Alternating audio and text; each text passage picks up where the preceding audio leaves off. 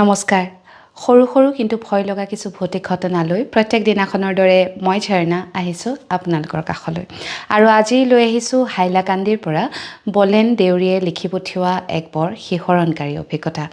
এই অভিজ্ঞতা আপোনালোকৰ আগত বিৱৰি কোৱাৰ আগতে অনুৰোধ কৰিছোঁ, যদিহে আপুনি মোৰ ইউটিউব চেনেলটো এতিয়াও ছাবস্ক্ৰাইব কৰা নাই, যদি বেয়া নাপায় ছাবস্ক্ৰাইব কৰি থ'ব। ইনষ্টাগ্ৰামত থকা একাউণ্টটো ফ'ল' কৰিবলৈ নাপাহৰিব। আৰু ফেচবুকৰ পেজখনো যদি এতিয়ালৈকে ফ'ল' কৰা নাই, তাকো কৰি থ'ব, যাতে মোৰ ভিডিঅ'বোৰ অহাৰ লগে লগে আপোনালোকে এটা ন'টিফিকেশ্যন পায়। এতিয়া আহকচোন শুনো বলেন দেউৰীৰ লগতনো কি ঘটিছিলে। এয়া হৈছে ৮০ দশকৰ কথা। তেতিয়া বলেনৰ বিয়া হোৱা নাছিলে আৰু তেওঁলোকৰ কাষৰ ঘৰৰ বৈজয়ন্তীমালা আৰু বায়েকৰ লগত ঘটা এটা ঘটনা তেওঁ আজি আমাৰ লগত শ্বেয়াৰ কৰিছে। শাওণ মাহৰ কথা। তেতিয়া গাঁৱৰ পথাৰবোৰত নিজৰ পথাৰত নিজেই ভূঁই ৰোৱাৰ এটা পৰম্পৰা আছিলে। আজিকালিতো বহুত কাম কৰা মানুহ পায়, তেওঁলোকৰ হতুৱাই ভূঁই ৰুৱে। কিন্তু আগৰ দিনত বলেনহঁতে আৰু তেওঁলোকৰ কাষৰ ঘৰৰ বৈজয়ন্তীমালা, তেওঁৰ বায়েক সকলোৱে মিলি একেলগে ভূঁই ৰুৱে। ভূঁই ৰোৱাটো যেন এক উৎসৱহে। একেলগে মিলি ভূঁই ৰুৱে, পথাৰতে দুপৰীয়াৰ সাজ একেলগে খায় আৰু বিৰাট ফূৰ্তি কৰে। সেইদিনাখন পিছে প্ৰখৰ ৰ'দ আছিলে, শাওণ মাহ। গতিকে গোটেই দিনটো ৰাতিপুৱা প্ৰায় 5মান বজাৰ পৰা ৰ'দ যি ওলাইছে, ৰ'দ কমাৰ নামেই নলয়। গতিকে ইমান গৰমত তেওঁলোকে ভূঁই ৰুব যাবলৈ পৰা নাই।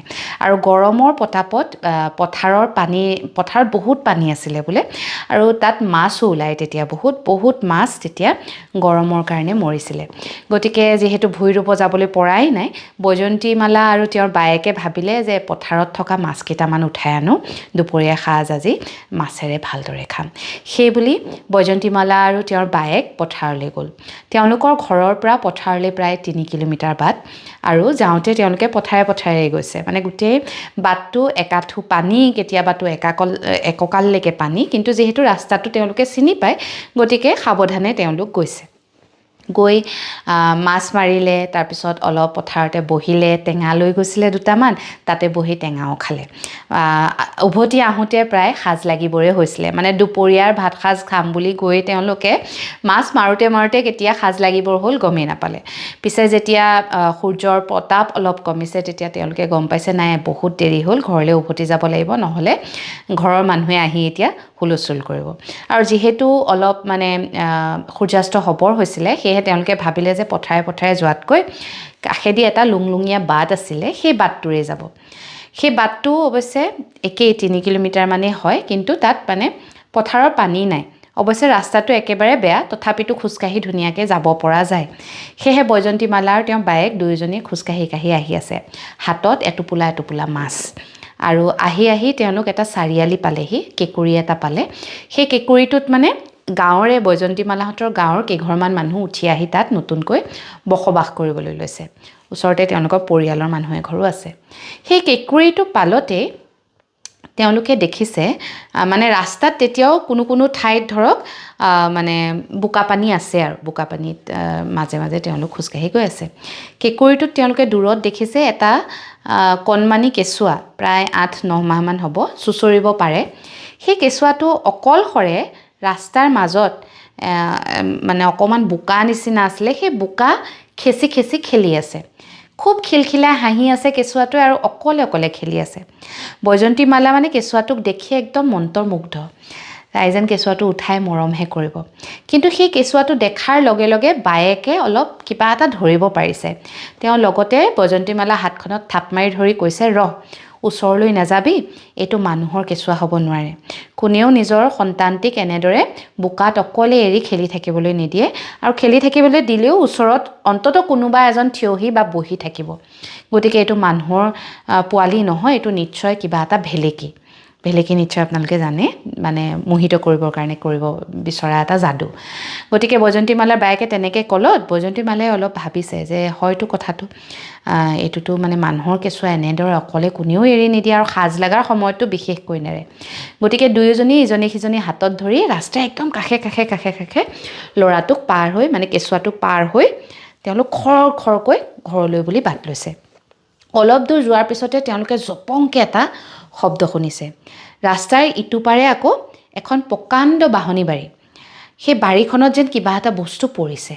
তেতিয়া দুয়োজনী বাই ভনীয়ে ভয়ে উভতি চাইছে, দেখিছে কেঁচুৱাটো নাই, আৰু মানে সেই বাঢ়নী দৰাত আকৌ সেই একেই খিলখিলনি শুনিছে। এতিয়া তেওঁলোক খাটাং যে যিটো কথা ভাবিছিলে এইটো ভেলেকিয়ে হয়, মানুহৰ কেঁচুৱা নহয়, এইটো বেলেগ কিবা।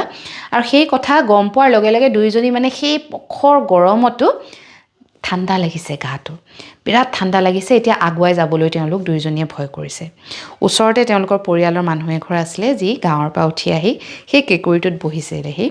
তেওঁলোকৰ ঘৰলৈ সোমাই গৈ দুয়োজনীয়ে গোটেইখিনি কথা ক'লে। আৰু ছোৱালী দুজনীয়ে ভয় খাইছে বুলি গম পাই ঘৰৰ মানুহেও তাহাঁতক তাতে বহুৱাই একাপ লাল চাহ খাবলৈ দিলে। ইতিমধ্যে ঘৰৰ ছোৱালী ইমান দেৰি ঘূৰি অহা নাই বুলি বলেনহঁতকে লৈ গাঁৱৰ বহুকেইজন মানুহলৈ পৰিয়ালৰ মানুহে তেওঁলোকক বিচাৰি আহিছে, টৰ্চ মাৰি আহিছে। তেতিয়া গম পালে যে বৈজয়ন্তীমালা আৰু তেওঁৰ বায়েক সেই মানুহ ঘৰত সোমাই আছে, আৰু কিয় সোমাই আছে। এই ঘটনাটো ঘটাৰ বহুদিনলৈকে বৈজয়ন্তীমালা আৰু বায়েকৰ গা বিৰাটেই বেয়া। তেওঁলোক নৰিয়াত পৰি থাকিলে, বিৰাট জ্বৰ, আৰু বহুত মানে ঔষধ পাতি খুৱাইছে, ডক্তৰক দেখাইছে, বেজক দেখাইছে, কিন্তু ভাল হোৱা নাই। পিছত লাহে লাহে নিজেই দুয়োগৰাকী সুস্থ হ'ল। এতিয়া পিছে বাই ভনী দুয়োগৰাকী এই পৃথিৱীত নাই। বিয়াৰ পিছতে অকাল মৃত্যু তেওঁলোক দুয়োজনীৰে হ'ল। আৰু বলেনেও এতিয়া মানে বেলেগত থাকে, হাইলাকান্দিত থাকে। কিন্তু এই ঘটনা লখিমপুৰৰ নাৰায়ণপুৰত তেওঁলোক যেতিয়া আছিলে তেতিয়াৰ ঘটনা। এই ঘটনাৰ কথা ভাবিলে এতিয়াও মানে বলেনহঁতে মানে অলপ ভয় খায় যে সেইদিনাখন কি হৈছিলে, আচলতে কোন আছিলে, কেঁচুৱাৰ ৰূপত আচলতে কোন আছিলে। আৰু সেই কেঁচুৱাটো যদি কেনেবাকৈ মানে বৈজয়ন্তীমালা আৰু বায়েকে উঠাই কোচত ল'লেহেঁতেন, হয়তো তেওঁলোকৰ বৰ ডাঙৰ বিপদ ঘটিলেহেঁতেন। এনেকুৱা ঘটনা, এনেকুৱা মানে কাহিনী আপোনালোকেও শুনিছে নেকি বাৰু নিজৰ মা দেউতা, ককা আইতাৰ মুখত? ময়ো পিছে বহুকেইটা এনেকুৱা ঘটনা নুশুনা নহয়। আপোনালোকে যদি শুনিছে, ভিডিঅ'টোৰ তলত কমেণ্ট কৰিবলৈ নাপাহৰিব। লগতে আপোনাৰ যদি কিবা অভিজ্ঞতা আছে যাক মোৰ লগত শ্বেয়াৰ কৰিব বিচাৰে, তেনেহ'লে মোৰ মেছেঞ্জাৰত গৈ এটা মেছেজ কৰিব। আজিৰ এই ঘটনা ইয়াতেই সামৰিছোঁ। কাইলৈ নিশা এক নতুন অভিজ্ঞতা লৈ আপোনাৰ কাষ চাপিম। এতিয়ালৈ আহিছোঁ, শুভৰাত্ৰি।